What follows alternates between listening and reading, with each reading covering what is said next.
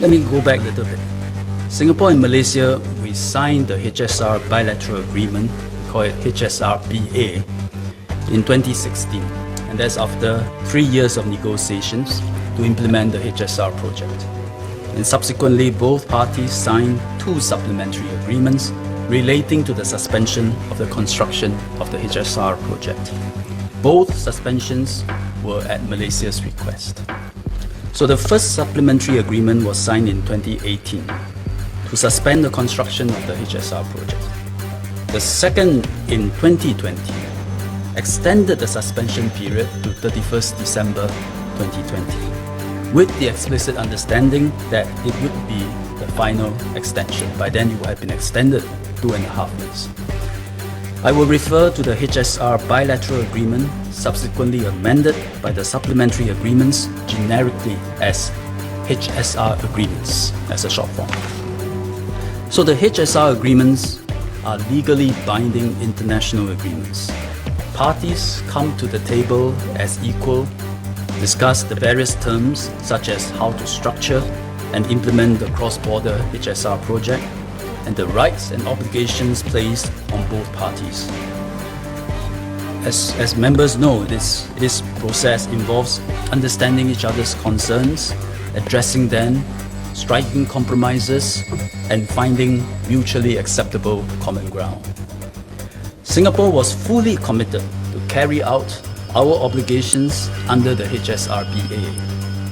But Malaysia felt that circumstances had changed, including due to COVID-19, and proposed several changes to the HSR project.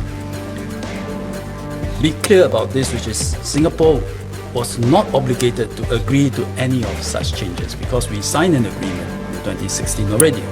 But notwithstanding, we considered them in good faith. But we were unable to agree to one particularly significant change proposed by Malaysia. This involved the removal of the assets company, short form we call it assets co, which is the system supplier and network operator of the HSR service between Singapore and Kuala Lumpur. Let me explain why. As a HSR is a cross-border service, it must be a single train system operating between Singapore and KL and Malaysia. Because neither country has the expertise and experience in operating the HSR, we agreed under the HSR-BA to appoint a best-in-class industry player through an open and transparent international tender to assume the role of the assets co. So once appointed, the assets co would supply the train system, operate the network, ensure that appropriate priority is given to cross-border HSR service vis-a-vis Malaysia's domestic service, and Assets Co will be accountable to both countries, Singapore and Malaysia. To Singapore, Assets Co is the centerpiece of the HSR project. It is necessary to ensure that the interests of both countries are protected. This will minimize the possibility of future disagreements and disputes over the long duration of the project, lasting decades.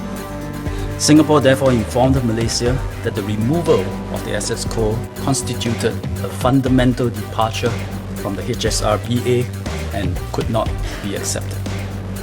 Malaysia has since decided to allow the HSR-BA to be terminated. In these circumstances, it has to compensate Singapore in accordance with the HSR agreements.